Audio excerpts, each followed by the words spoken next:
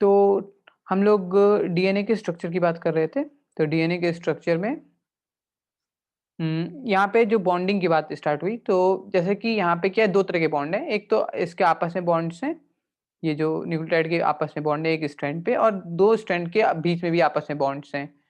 तो ये जो आप ये वाले बॉन्ड्स हैं, ये कौन सा हाइड्रोजन बॉन्ड की बात कर रहा था, हाइड्रोजन बॉन्ड होता है।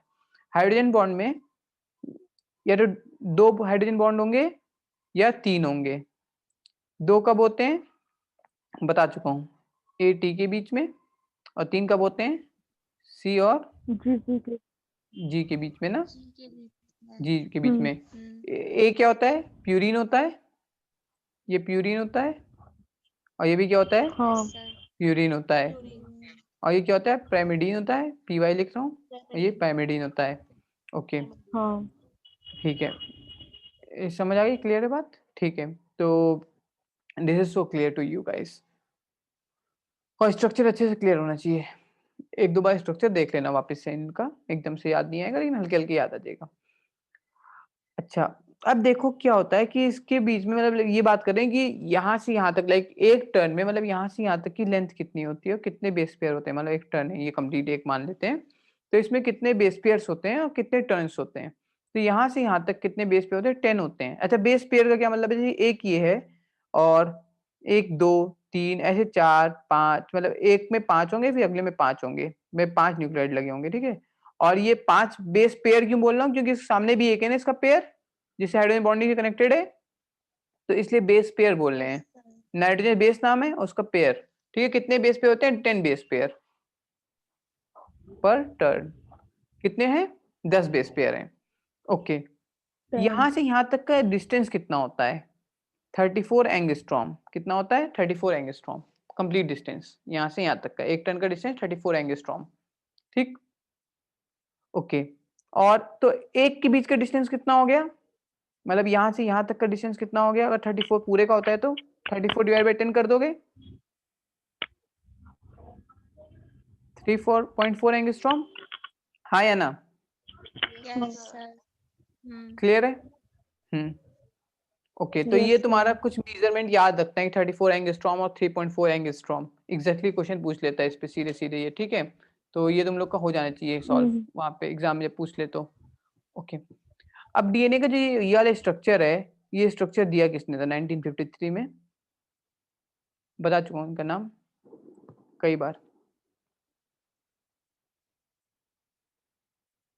वॉटसन ने एंड क्रिक ने, ये बात तो याद आ गई। ओके,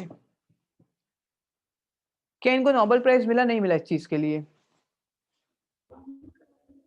मिलना चाहिए नहीं मिलना चाहिए, मिला, तो चाहिए। मिलना तो चाहिए, तो मिला। अब तुम लोगों ने बोल दिया, अब तो मिलना ही चाहिए, तो इनको नोबेल प्राइज मिला। 1962 में इनको नोबेल प्राइज मिला। Okay, yes sir. यस, सो इनको नोबेल प्राइज मिल गया आपका, ये बात याद रखनी है इसके बारे में, ठीक है। सो कुछ फीचर्स देख लेते हैं, जैसे कि डायरेक्ट क्वेश्चन जिस पे आएगा तुम लोग से, फीचर्स ऑफ दिस मॉडल, ठीक है, features of this helix model, ठीक है। इस हेलिक्स के जो इनका डबल हेलिक्स का जो मॉडल था, डबल हेलिक्स मॉडल का क्या फीचर्स हैं। देखो पहली बात, जब दो स्ट्रैंड हैं तो इस स्ट्रैंड के बारे में कुछ खास बातें बताई गई हैं, जैसे कि क्या, देखो ये न्यूक्लियोटाइड है, तो इस न्यूक्लियोटाइड पे एक एंड होगा, इस न्यूक्लियोटाइड का ऐसे जैसे कि प्रोटीन में तुम देखा था एक एंड होता था, फिर एक एंड से जुड़ता जाएगा। तो अगर हमारा न्यूक्लियोटाइड है, तो एक बार न्यूक्लियोटाइड को इमेजिन करो, तुम लोग को याद आ जाएगा राइबोज, एक राइबोज शुगर होती है, ये सुन लो, OH यस ग्रुप, सर। और यहाँ पे मतलब एक CH2O, और ये फॉस्फेट ग्रुप लगा होता है, मैं अलग कलर से बना रहा हूँ, एक फॉस्फेट ग्रुप लगा होता है, हाँ या ना, हाँ। और साथ में यस सर। इधर इसके फर्स्ट पोजीशन के अलग होता है, नाइट्रोजन बेस लगा है। तो इसकी मान लो ये नाइट्रोजन बेस, अभी हम मान लेते हैं कि एडेनिन है, तो ए है, ये ए है। अब ये किससे जुड़ा है, यहाँ पे ये मौजूद है, अब इससे यहाँ पे एक और है, कोई और है, तो इससे जुड़ा होगा, किससे जुड़ा है, सेम वैसे ही होगा। मान लो कि कुछ भी हो सकता है ना, क्योंकि यहाँ से यहाँ तो कैसे भी जुड़ सकता है, सामने वाले के साथ बॉन्डिंग की दिक्कत है, ऐसे तो कोई भी हो सकता है, कौन सा बनाऊं, लेट सपोज ग्वानिन है, जी है, ठीक है, ग्वानिन बना देते हैं। और ये है, और साथ में क्या लगा है यहाँ पे CH2O और ये P फॉस्फेट लगा है ना, यस और नो, हाँ या ना? अब इनको Yes, जोड़ना है, sir. अगर ऐसे जोड़ना है, अच्छा एक और बना देते हैं, तीसरा बना देते हैं, ठीक, तीसरा भी सेम होगा, राइबोस शुगर तो सेम होगी, यहाँ पे Yes, OH लगा sir. होगा, यहाँ पे क्या लगा है, कोई जो सा तुम लोग कहोगे वो वाला बना देंगे, Thymine. थायमीन बना देते हैं और यहाँ पे फॉस्फेट लगा देते हैं, है ना, ठीक है। अब बताइए तीनों को जुड़ना है तो कैसे जुड़ेगा, इसका OH और इसका यहाँ पे फॉस्फेट, यहाँ पे बॉन्ड बनेगा, फॉस्फेट से बॉन्ड बना देगा और ये जुड़ जाएगा, तो यहाँ पे एक बॉन्ड बना दिया, ये बॉन्ड से जुड़ा हुआ है, ठीक है, यहाँ पे एक बॉन्ड है, ओके, समझ आ गई बात, ये बॉन्ड से जुड़ा हुआ है, तो ऐसे करके जुड़ता है, मतलब कि 3 डैश एंड OH जो है वो 5 डैश फॉस्फेट से जुड़ता है, हाँ या ना? ओके, ऐसे ऐसे करके चेन चलती जाएगी, चेन कितनी ही बड़ी हो जाए, हमेशा एक एंड पे क्या होगा, जो सबसे सबसे फर्स्ट वाला एंड होगा, फर्स्ट वाले के पास हमेशा क्या फ्री होगा, फॉस्फेट ग्रुप फ्री नहीं है ये, Yes, sir. Yes, sir. इसका फ्री है फॉस्फेट ग्रुप, इसका क्या O फ्री है और OH ग्रुप फ्री है, नहीं है, वो तो नेक्स्ट वाले से जुड़ा हुआ है, और जो आखिरी चेन है उसका क्या ग्रुप फ्री होगा, फॉस्फेट फ्री है या फिर क्या फ्री है, ऑक्सीजन फ्री है, OH. OH ग्रुप फ्री है, तो 3 डैश OH, तो इसीलिए कहते हैं हर एक चेन में क्या होता है, एक 3 डैश एंड होता है, एक 5 डैश एंड होता है, ये कैसे, अगर ये 5 डैश एंड है इस चेन का, तो ये चेन जहाँ खत्म होगी, ठीक है, कितने भी लग जाए, 100 लगा दो, 50 लगा दो, at the end of the day क्या होगा, ये यहाँ पे 3 डैश फ्री होगा, हाँ या ना? Yes, sir. हमेशा। तो जब ये इस चेन में ऐसा होता है तो उसकी जो दूसरी चेन होती है, उसकी जो अपोजिट चेन होती है, इसमें थोड़ा सा अपोजिट है, यहाँ पे क्या है, अगर यहाँ पे 5 डैश है तो इसका यहाँ पे 3 डैश है, तो यहाँ पे क्या हो गया, इसका 5 डैश हो गया, 5. है ना, उल्टा बना दो कोई दिक्कत नहीं है, तो ये होता है। अब Yes, इससे sir. पहला रूल आता है कि ये दोनों हेलिक्स होते हैं, ये क्या होते हैं, दे आर कॉम्प्लीमेंट्री, कॉम्प्लीमेंट्री होते हैं, मतलब कॉम्प्लीमेंट्री क्यों होते हैं, समझ रहे हो, क्योंकि ए के साथ, अगर यहाँ ए है तो यहाँ पे टी होता है, यहाँ टी है तो यहाँ ए होता है, यहाँ जी है तो यहाँ सी होता है, कॉम्प्लीमेंट्रिटी होती है, बताया था, क्योंकि ए के साथ हमेशा टी जुड़ता है डबल बॉन्ड से, और सी के साथ हमेशा जी जुड़ता है ट्रिपल बॉन्ड से, तो कॉम्प्लीमेंट्रिटी तो होती है, प्लस क्या होता है, एंटी पैरेलल, पैरेलल है कि एंटी पैरेलल दिख रहा है, क्यों, यहाँ पे 5 डैश टू 3 डैश एंड है, ये 5, ये ब्लू वाला 5 डैश टू 3 डैश है, तो ये क्या है, 3 डैश टू 5 डैश है, पैरेलल एंटी पैरेलल, मतलब दो लाइन, इसे एंटी पैरेलल कहते थे, हाँ या ना? पैरेलल क्या होता था, पैरेलल लाइंस तो ये होती थी, ये पैरेलल लाइंस है, और ये क्या होता है, एंटी पैरेलल है, तो मतलब इंटरसेक्ट एंटी पैरेलल है, नहीं तो एंटी पैरेलल होते हैं हेलिकल मॉडल, ठीक है, एक 5 डैश टू 3 डैश है, तो इसमें क्या है, यहाँ पे 3 डैश है तो यहाँ 5 डैश है, तो ये एक प्रॉपर्टी हो गई कि they are anti parallel as well as complementary, okay, तो ये पहली प्रॉपर्टी क्लियर है। कुछ ऐसा नहीं है कि हमेशा जो ये जो है ए जी, ये क्या है, प्यूरिन्स है, हाँ या ना, और ये Yes, क्या है, sir. ये क्या है, पैरामिडीन्स है, पैरामिडीन्स है, तो हमेशा प्यूरिन पैरामिडीन के साथ बॉन्ड बनाता है, और प्यूरिन में भी स्पेसिफिकली ए टी के साथ बनाता है और जी सी के साथ बनाता है, याद रहेगा, कभी कभी पूछ सकता है प्यूरिन प्यूरिन के साथ हाइड्रोजन बॉन्ड बना सकता है, नहीं बनाएगा, प्यूरिन पैरामिडीन के साथ हाइड्रोजन बॉन्ड बना रहा है, उसमें भी स्पेसिफिक है ना इसका, ओके। इसके बाद एक क्वेश्चन आएगा तुम लोग पे, और ये क्वेश्चन तुम लोग को सॉल्व करना है, चारगफ रूल पे क्वेश्चन आता है, ये पक्का आएगा, चारगफ रूल पे क्वेश्चन नीट में आ सकता है, अगर नीट में इसके बाद आगे पढ़ाई करोगे तो बीएससी एंट्रेंस में भी आएगा, एमएससी की एंट्रेंस दोगे तो उसमें भी आ सकता है, काफी आगे तक क्वेश्चन आता है, ये बहुत इंपॉर्टेंट कॉन्सेप्ट है चारगफ रूल, इस पे क्वेश्चन हमेशा आता है, इस रूल को थोड़ा समझते हैं फिर बताता हूँ।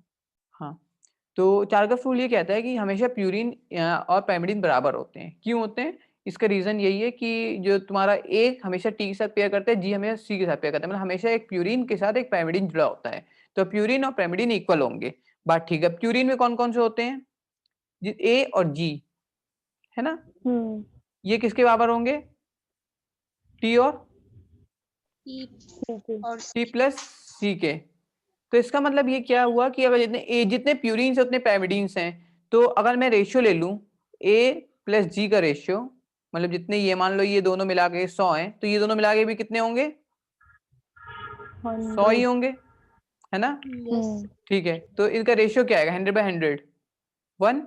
तो हमेशा ये 1:1। रेशियो होता है, ये रेशियो होता है हमेशा। प्यूरीन्स अबाउट टोटल प्यूरीन्स अबाउट ये टोटल पैरिमिडीन का जो रेशियो होता है ये 1 आता है, मतलब कि तुम्हारा कांस्टेंट होता है ये A+T/G+C। ठीक है, ये याद रखना है, बेस रेशियो जो रहता है तुम्हारा A+T/G+T C is equal to constant, ये कांस्टेंट आता है इससे। ठीक, ओके। Yes. मतलब ये 1 नहीं बोल रहा हूँ, ये कांस्टेंट बता रहा हूँ। A+T मतलब A के साथ T जितने हैं और G+C का जो रेशियो होता है वो कांस्टेंट होता है, एक रेशियो एक कांस्टेंट है। ठीक, अगर मैं इससे मैं समझाता हूँ बात, क्या समझाना चाह रहा हूँ, इससे क्या काम आएगा अभी इसको। तो रुको एक चीज पॉज करता हूँ। हाँ, तो यहाँ पे इसे बनाया कि क्या बना दिया हमने, दोनों स्टैंड बना दिए, एक 5-3, एक 3-5 और इसके कॉम्प्लीमेंट्री पेयर्स बना दिए। अब यहाँ पे देखो हमने क्या बोला कि जो तुम्हारा रेशियो होता है A+T का अपॉन में G+C का, ये कांस्टेंट होता है, ये कांस्टेंट बताया था। और A+G जितने होंगे वो क्या, और जो तुम्हारे T+C होंगे वो इक्वल टू 1 होंगे, ये रेशियो बताया। ये कैसे आया तुम लोग को समझ आ गया क्यों? क्योंकि जितने प्यूरिन्स होते हैं पैरिमिडीन्स होते हैं, तो ये तुमने प्यूरिन्स लिखे हैं ऊपर, नीचे पैरिमिडीन्स लिखे हैं, प्यूरिन्स अपॉन पैरिमिडीन्स बराबर हैं, तो that's why is equal to 1। ठीक, अब मैं ये एक रेशियो देखना चाह रहा हूँ कि बच्चे ये बताओ कि AT ज्यादा है या फिर GC ज्यादा है किसी में। अगर A होगा तो ऑब्वियसली वाले T होगा उसके कॉम्प्लीमेंट्री, AT ज्यादा है GC ज्यादा, ये पूछना चाह रहे हैं। अगर मान लो AT ज्यादा होता है एज कम्पेयर टू GC, तो इस टाइप के DNA को क्या कहते हैं? इसका एक स्पेसिफिक नाम होता है, इसको हम बोल देते हैं AT टाइप DNA। मतलब कुछ ज्यादा फर्क, नाम ऐसा कुछ खास नहीं है, AT टाइप DNA, एक बेसिक सी बात है ये। ठीक, कहाँ पाया जाता है? यूकैरियोटिक DNA जो ज्यादातर होते हैं वो AT टाइप DNA होते हैं, यूकैरियोटिक DNA। यूकैरियोटिक DNA जो होता है उसमें AT content as compare to GC ज्यादा होता है। अच्छा ये बताओ कि अगर GC कंटेंट ज्यादा होगा या AT कंटेंट ज्यादा होगा, ज्यादा आसान कौन सा DNA खुलना होगा? मान लो मुझे इन दोनों DNA के बीच का ये बॉन्ड तोड़ना है, तो कौन सा आसान होगा तोड़ना बॉन्ड? AT के बीच का बॉन्ड तोड़ना आसान है या GC के बीच का बॉन्ड तोड़ना आसान है? सर GC के बीच का बॉन्ड तोड़ना आसान है? हाँ, GC अरे ट्रिपल वो बॉन्डेड है, वो डबल बॉन्डेड है। ठीक बोला कि AT के बीच का बॉन्ड तोड़ना आसान है एज कम्पेयर टू GC। ठीक है, ओके। अच्छा तो ये तो बात आ गई। अच्छा मुझे ये बात बताओ, कोई ऐसे भी जगह है जब अगर ऐसा हो जाए, इसका उल्टा केस भी तो हो सकता है, कोई ऐसा ऑर्गेनिज्म जिसमें GC ज्यादा होते हो एज कम्पेयर टू AT, ऐसा भी होता है या कहीं? हाँ होता है। इस टाइप के DNA में पहले क्या कहेंगे? पहले तो नाम हो गया GC टाइप DNA, हाँ या ना? नाम तो बहुत आसान है। लेकिन ये तुम्हारा कौन होता है इसका एग्जांपल? वो यूकैरियोटिक, जो तो ये किसका एग्जांपल है? Prokaryotic DNA। ठीक है, प्रोकैरियोटिक DNA में इन जनरल क्या होता है? GC कंटेंट ज्यादा होता है। ओके, अच्छा बच्चों तो ये एक बार बता सकते हो मुझको, मेल्टिंग पॉइंट मतलब जिसको टेम्परेचर जो होता है TM बोल रहा हूँ, टेम्परेचर ऑफ मेल्टिंग, मतलब इसको मेल्टिंग क्या होता है? जो DNA के बॉन्ड को तोड़वाना है उसको मेल्टिंग कह रहा हूँ मैं, टेम्परेचर ऑफ मेल्टिंग। तो अगर मैं मेल्ट कराना चाहता हूँ DNA को, मतलब तोड़वाना चाहता हूँ बॉन्ड को, और दोनों स्टैंड्स को अलग अलग सेपरेट कराना चाहता हूँ, मतलब सिंगल स्टैंडर्ड करना चाहता हूँ डबल स्टैंडर्ड से, तो मुझे ज्यादा मेहनत कहाँ करनी पड़ेगी, प्रोकैरियोटिक में या यूकैरियोटिक में? सर यूकैरियोटिक में। ज्यादा मेहनत करनी पड़ेगी। कौन बोला ये? कौन बोला? नाम बताना, क्लास से निकालूंगा उसको। सर प्रोकैरियोटिक में। अभी तो तूने बताया कि यूकैरियोट में GC, करनी पड़ेगी। हाँ GC, यस सर। GC जो होता है ट्रिपल बॉन्डेड है, उसमें ज्यादा मेहनत, उसमें ज्यादा मुश्किल से बॉन्ड टूटेगा तो ज्यादा मेहनत करनी पड़ेगी, बहुत नॉर्मल चीज है। यस ठीक है, तो प्रोकैरियोट, अच्छा तो melting point temperature of melting मतलब किसका ज्यादा होगा? प्रोकैरियोट का ज्यादा नहीं होगा, मतलब उसमें ज्यादा टेम्परेचर देना पड़ेगा तोड़ने के लिए as compare to temperature of melting of eukaryote, हाँ या ना? क्योंकि यस उसमें सर। ज्यादा टेम्परेचर देना पड़ेगा, उसमें ट्रिपल बॉन्डेड है तो ज्यादा टेम्परेचर, ज्यादा बॉन्ड तोड़ना है। ठीक है, तो ये बात है। ओके, अच्छा तुम लोग को देखना एक सैंपल है, अब एक चीज और समझो, एक सैंपल है, नॉर्मल से एक सैंपल है, एक स्पेक्ट्रोस्कोपी करनी है, मतलब स्पेक्ट्रोस्कोपी जानते हो कि एब्जॉर्बेंस देखनी है तुमको, कि कोई एब्जॉर्ब करेगा लाइट को नहीं करेगा, एब्जॉर्बेंस देखनी है, तो एक स्पेक्ट्रोस्कोपी टेक्निक होती है जिसमें तुम लोग एब्जॉर्बेंस देखते हो।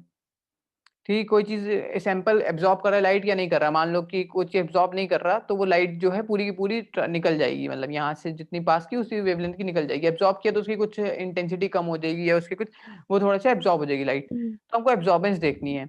तो ये पूछते हैं सब लोग कि कितनी वेवलेंथ पे एब्जॉर्बेंस देता है, एक क्वेश्चन है बिल्कुल नॉर्मल कि ये कितनी वेवलेंथ पे एब्जॉर्बेंस दे रहा है, DNA पूछ लेता है कई बार। तो DNA का एब्जॉर्बेंस जो है 260 नैनोमीटर पे देता है, कितने पे? 260 नैनोमीटर। कितने पे देता है बच्चों? 260 nanometer. नैनोमीटर, ठीक है। यूवी रेज होंगी इस टाइम पे, यूवी रेज, है ना, ठीक है। ओके, तो 260 नैनोमीटर पे देता है, या फिर कुछ लोग ऐसे लिख सकते हैं 2600 एंगस्ट्रॉम, तो भी सही है ना। नैनोमीटर की जगह एंगस्ट्रॉम लिखोगे तो ऑब्वियस सी बात है, तो 2600 एंगस्ट्रॉम हो गया। ओके, क्योंकि ये 10 की पावर 8 होता है, ठीक है, -8 होता है। 10 की पावर कितना होता है? -9 नैनोमीटर, पता था ना ये। और पिकोमीटर 10 की पावर -12, और माइक्रोमीटर 10 की पावर 10 to the power -6, ठीक है। ओके, तो दिस इज क्लियर।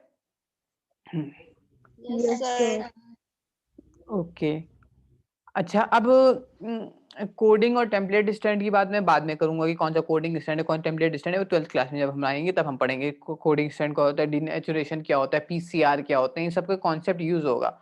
जो मैंने ये सब पढ़ाया है, ये सब के एप्लीकेशंस हैं,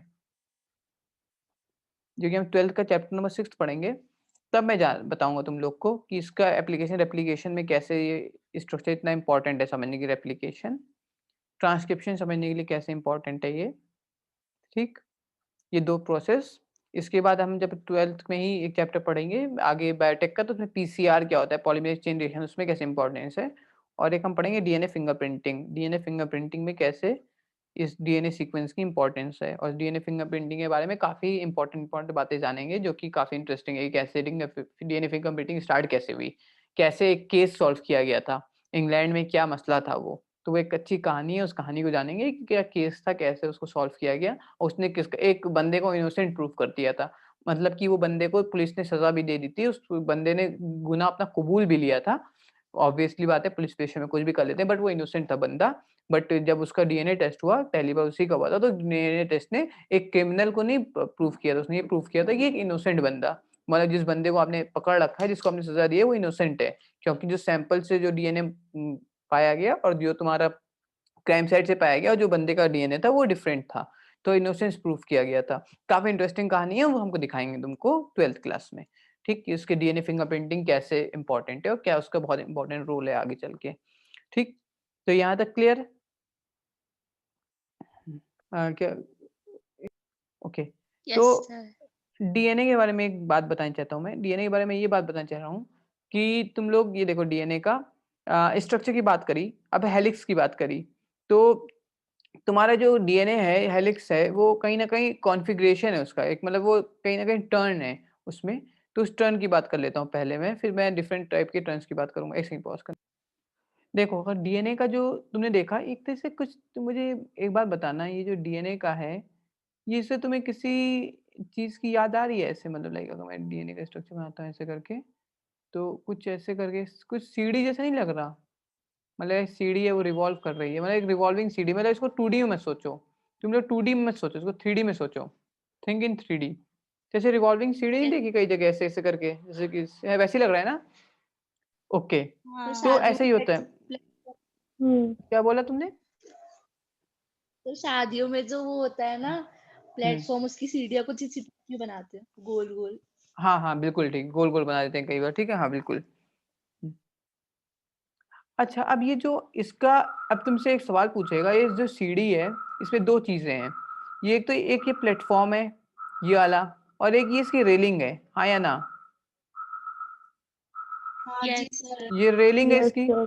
रेलिंग की स्पेलिंग ये होगी REIL होती होगी, REIL डबल एल, हाँ रेलिंग, ठीक है, रेलिंग है और ये स्टेप्स हैं। तो ये किसके बने होते हैं? जो रेलिंग होती है ये दो चीज की बनी होती है। किस किस चीज की?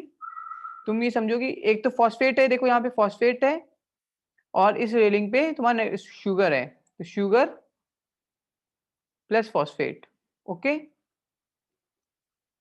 और बच्चे, जो तुम्हारा वो था, जो नाइट्रोजन बेस थे, वो अंदर की तरफ होते हैं, उससे क्या बनता है? स्टेप्स। नाइट्रोजन बेस से बनते हैं स्टेप्स। तो नाइट्रोजन बेस से जो स्टेप्स बनते हैं, तो इसके बीच में क्या होता है, यहाँ पे कौन सी बॉन्डिंग है? बॉन्डिंग का नाम बताना। हाइड्रोजन बॉन्ड, है ना, ठीक है।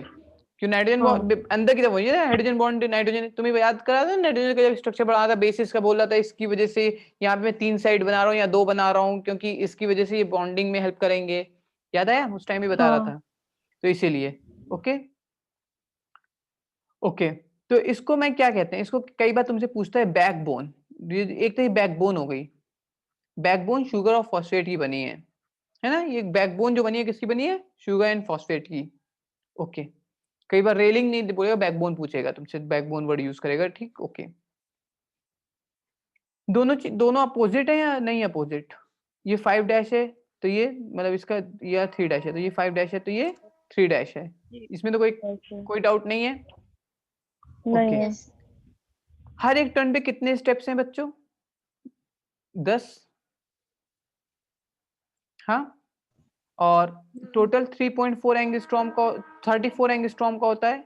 टोटल 10 स्टेप, हर एक स्टेप कितने एंगस्ट्रॉम का होता है? 3.4 3.4 एंगस्ट्रॉम का। क्लियर है?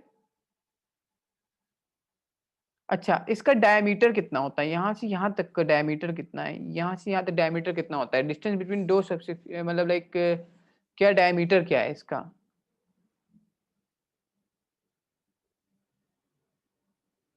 कितना होगा? किसी को आइडिया? 20 एंगस्ट्रॉम। कितना होता है? 20 एंगस्ट्रॉम। एंगस्ट्रॉम। हाँ, बिटवीन फॉस्फेट और शुगर के बीच का डिस्टेंस जो होता है वो थोड़ा सा कम होता है। लाइक फॉस्फेट पे ज्यादा दूर का डिस्टेंस होता है, शुगर पे थोड़ा सा बड़ा मॉलिक्यूल है, थोड़ा डिस्टेंस कम होता है। शुगर के बीच का डिस्टेंस होता है वो लगभग 11 एंगस्ट्रॉम का होता है। खैर ये तुमसे नहीं पूछेगा वैसे, ये मत याद रखना, तो भूल जाओ तो चल जाएगा काम, ठीक है? बट इतना याद रखना कि होता है। ओके, बहुत ज्यादा खतरनाक हो जाएगा। लेकिन एक बात जरूर याद रखनी है कि डीएनए जो है तुम्हारे मुड़ता कितने एंगल है, मतलब लाइक हर एक स्टेप पे ना, मतलब एक पेयर से, और फिर हर बार जब स्ट्रैंड है वो टर्न हो रहा है, ऐसे देखो, ऐसे ऐसे टर्न हो रहा है, ऐसे ऐसे करके डीएनए का, ठीक है? ऐसे ऐसे टर्न है। ओके, तो हर बार टर्न कितने डिग्री का है? 36 डिग्री का टर्न है। ये बहुत इंपॉर्टेंट पॉइंट है, ठीक? कितने डिग्री का टर्न है? 36। और देखो इस टाइप से राइट हैंडेड, किधर टर्न कर रहा हूँ मैं इसमें? Right handed. देखो मैं राइट हैंड टर्न कर रहा हूँ, देखो ऐसे, इसे कहते हैं राइट हैंड टर्न। अगर मैं ऐसे ऐसे करूंगा तो क्या बोलूंगा? Left hand turn.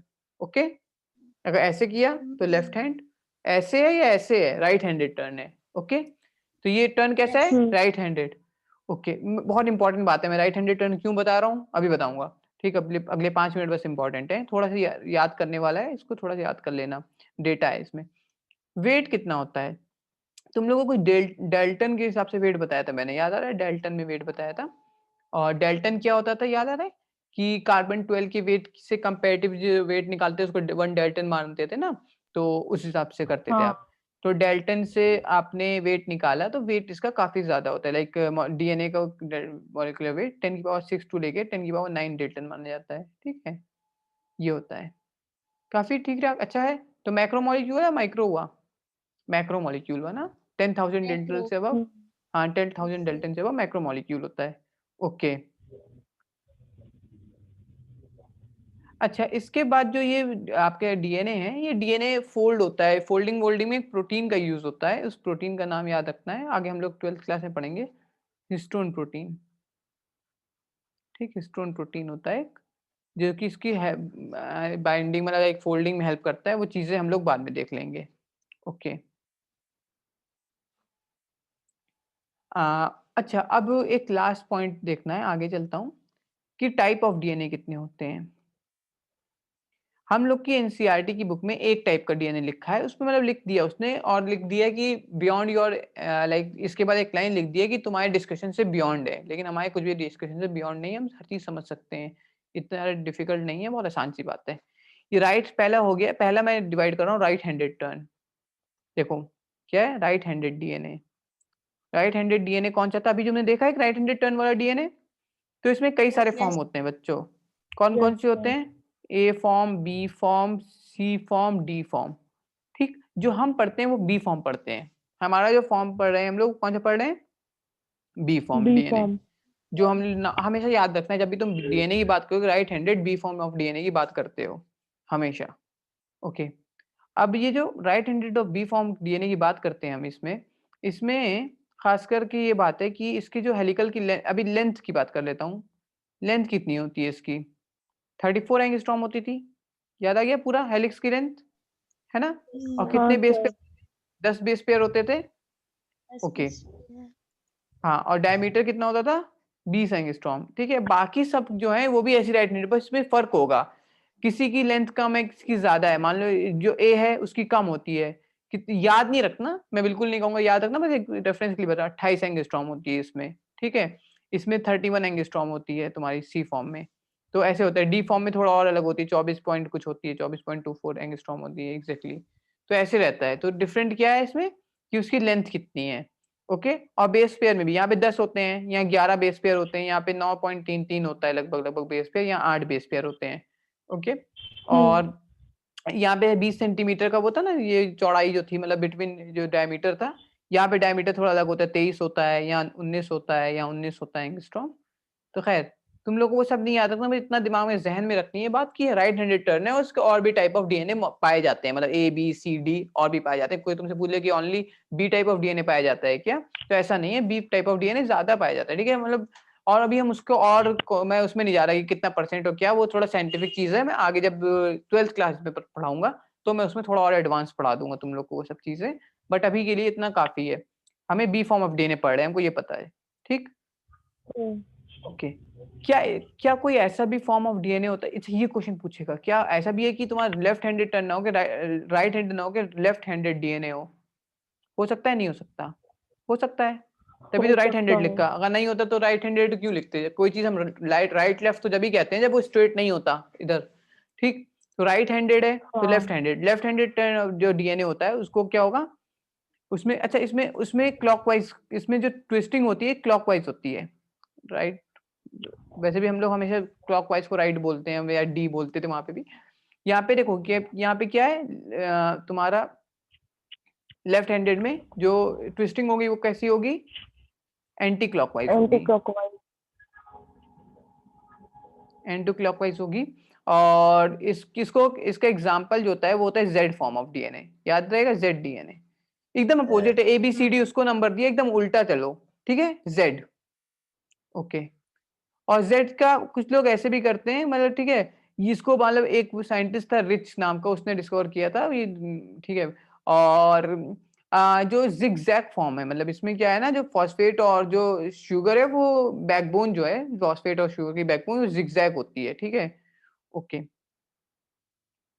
खैर बहुत ज्यादा नहीं रटना, बस इसकी सर एक चीज बता दी, लेंथ कितनी होती है इसकी, उसकी लेंथ कितनी थी बच्चों, 34 थी ना, इसकी ज्यादा होती है, 45.6 एंगस्ट्रॉम की लेंथ होती है, तो ज्यादा लंबा हो गया, मतलब ये थोड़ा सा लंबा हो गया इसकी हर एक लेंथ, इससे ज्यादा हो गई, ये कितनी हो गई 45.6 एंगस्ट्रॉम।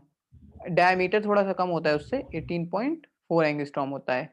और बेसिस कितने होते हैं, 6 बेसिस होते हैं, 6 बेसिस, सॉरी 12 बेसिस होते हैं, 6 डायमर्स होते हैं, 6 बेसिस, 12 बेसिस होते हैं, 3 3 3 6, और फिर 1 2 3 और 3 3 6, तो ऐसे 12 बेसिस होते हैं। और अगर तुमको इंडिविजुअल की निकलवाए तो निकाल लोगे, 45.6 डिवाइड बाय 12 कर लेना, निकाल लोगे, यस सर। ओके ठीक है, ओके। कितना आ जाएगा, आई थिंक 3.75 एंगस्ट्रॉम आ जाएगा, चेक कर लेना, ओके। अच्छा एक चीज बताता हूँ उसमें, तुमसे ना एक क्वेश्चन पूछ सकता है और तुम्हें उस पर गलत ना हो जाए, इतना पढ़ लिया तो एक चीज और कहीं पूछ लेगा, कौन से टाइप ऑफ डीएनए में जो तुम्हारे डाइमर पाए जाते हैं, क्या पाए जाते हैं, डाइमर। डाइमर मतलब दो एक साथ पेयर में पाए जाते हैं, ठीक है। तो इसमें क्या होता है, मतलब डाइन्यूक्लियोटाइड पाए जाते हैं, मतलब कि पैमिडीन और प्यूरिन अल्टरनेटिव ऑर्डर में पाए जाते हैं, डाइमर होता है, ठीक है ऐसे। तो यहाँ पे बस इतना याद रखना, डाइमर की बात करेगा तो वो जेड फॉर्म की बात कर रहा है, वो तुमसे आंसर मांग रहा है जेड, ऑप्शन देगा जेड बी ए, इस टाइप के ऑप्शंस दे देगा तुमको, ओके, क्लियर है? Yes sir. ओके। और ये सारे के सारे यहाँ पे क्या है, जितने भी ये सब बताओ, यहाँ पे ए टी जी सी कुछ भी हो सकता है, ये सब चीजें हैं। बस अभी के लिए इतना ही काफी है, इसके बाद हम आगे देखेंगे जब हम लोग क्लास 12 में पढ़ेंगे इसमें, तो और ज्यादा इसमें डिटेल में पढ़ेंगे और इसमें और चीजें स्ट्रक्चर्स के बारे में डीएनए का देखेंगे। अभी तुम लोग को ये आइडिया हो चुका है डीएनए होता है कहाँ पे, कैसा होता है, कहाँ होता है, क्रोमोसोम क्या होते हैं, क्रोमेटिन क्या होता है, किससे बना होता है डीएनए का, उसमें क्या रोल है, डीएनए का काम क्या होता है, ठीक है। ये सब चीजें तुम लोग को आइडिया हो चुकी हैं, और डीएनए का स्ट्रक्चर क्या है, उसके कॉम्पोजिशंस क्या होते हैं, इस टाइप के, और डीएनए कितने टाइप के होते हैं। सिर्फ यही नहीं, अभी डीएनए के और भी बहुत टाइप होते हैं, ठीक है। ये तो मतलब बेसिक फॉर्म ऑफ डीएनए है, जेड फॉर्म या फिर तुम्हारा ए बी फॉर्म, इसके अलावा भी फॉर्म्स ऑफ डीएनए होते हैं जो कि मतलब जी क्वाड्रिप्लेक्स डीएनए होता है और जो होते हैं काफ़ी एडवांस्ड हैं, जो कि तुमको बैचलर्स या मास्टर्स में जाके पढ़ो, लेकिन अभी ज़रूरत नहीं है उसकी। ओके, मतलब ये है कि हाँ, डीएनए ऐसे भी होते हैं और भी फॉर्म्स हैं डीएनए की जो कि रिसेंटली डिस्कवर हो रही हैं। Okay, so this is all for today. सो अभी रिकॉर्डिंग बाय करते हैं। Bye bye everyone in the sir recording ये सेशन। टाइम